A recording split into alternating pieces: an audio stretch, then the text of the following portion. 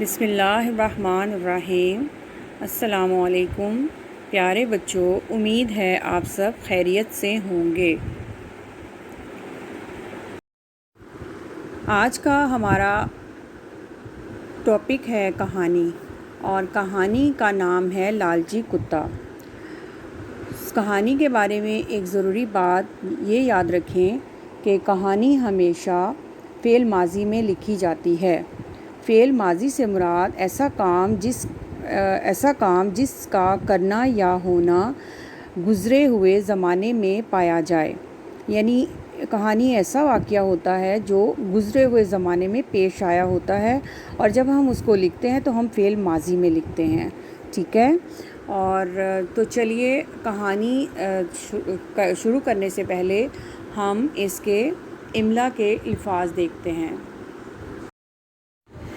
پیارے بچوں، کہانی پڑھنے سے پہلے اور یاد کرنے سے پہلے اس کے ہم مشکل الفاظ دیکھتے ہیں جو آپ املا کی تیاری کرتے ہیں، اور نئے الفاظ ہیں، پہلے ان کو پڑھنا سیکھیں اور پھر ان کی املا کریں اور پھر کہانی کو یاد کریں اور پھر کہانی لکھیں، تاکہ جب آپ کہانی لکھیں تو یہ تمام الفاظ آپ کو پہلے سے ہی آ چکے ہوں۔ تو چلیے املا کی تیاری دیکھتے ہیں۔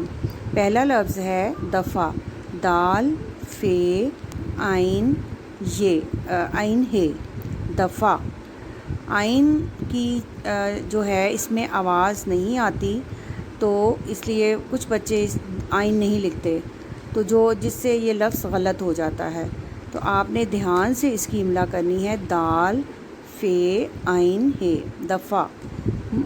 ڈاؤن ٹو ڈاؤن ورڈز ہیں، منہ، میم نون ہے منہ، یعنی کہ ماؤتھ۔ گوشت، گاف واؤ شین تے، گوشت۔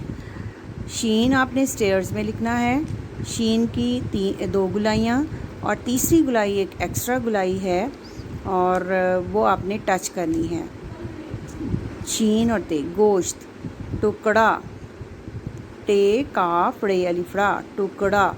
بھوکا، بے 2 چشمی ہے کے ساتھ، واؤ کاف الف کا، بھوکا۔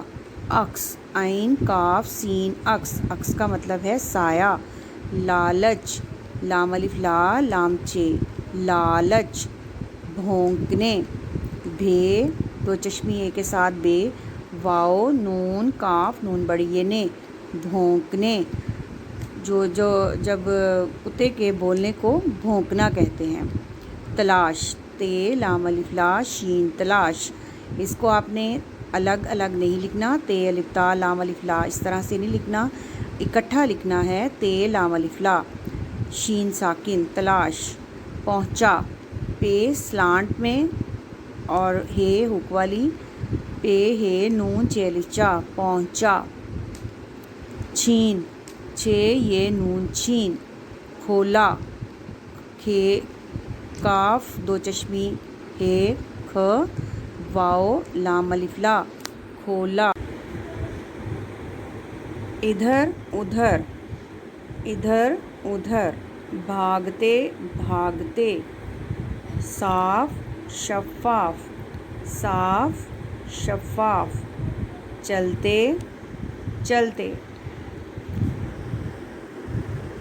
تو یہ املا کے الفاظ ہیں، آپ نے ان کو پڑھنا ہے، پھر لکھنا ہے، 2 سے 3 ٹائم آپ نے ہر ورڈ کو لکھنا ہے، اور اس کے بعد کہانی یاد کر کے اس کو لکھنا ہے، پھر آپ کو یہ تمام الفاظ بہت آسانی سے لکھنے میں آسانی ہوگی۔ تو چلیے کہانی پڑھتے ہیں، اس کو آپ میرے ساتھ پڑھیں، اور پھر آپ نے خود سے اس کو 2 بار پڑھنا ہے، اور پھر اس کو یاد کر کے لکھنا ہے، ٹھیک ہے، اچھی سی رائٹنگ میں۔ تو چلیے کہانی پڑھتے ہیں۔ ایک دفعہ کا ذکر ہے کہ ایک کتا بہت بھوکا تھا، وہ کھانے کی تلاش میں ادھر ادھر پھر رہا تھا۔ چلتے چلتے وہ ایک قصاب کی دکان پر پہنچا، اسے گوشت کا ٹکڑا ملا، وہ اس ٹکڑے کو منہ میں دبا کر بھاگا۔ بھاگتے بھاگتے وہ ایک ندی کے کنارے پہنچا، ندی کے صاف اور شفاف پانی میں اسے اپنا عکس نظر آیا۔ اس نے سوچا کہ ندی میں کوئی دوسرا کتا ہے جس کے منہ میں گوشت کا ٹکڑا ہے۔ اس کے دل میں خیال آیا، اس کے دل میں لالچ آیا کہ کیوں نہ میں اس کتے سے بھی گوشت کا ٹکڑا چھین لوں۔ یہ سوچ کر اس نے بھونکنے کے لیے اپنا منہ کھولا تو گوشت کا ٹکڑا یعنی اس کا اپنا گوشت کا ٹکڑا پانی میں گر گیا۔ اس طرح لالچ کی وجہ سے اس نے اپنا گوشت کا ٹکڑا بھی کھو دیا۔ تو آپ کو میں نے جیسے کہ بتایا تھا کہ ہر کہانی کا کچھ نہ کچھ نتیجہ ہوتا ہے، سبق ہوتا ہے، ہمیں اس کہانی سے کچھ سبق ملتا ہے۔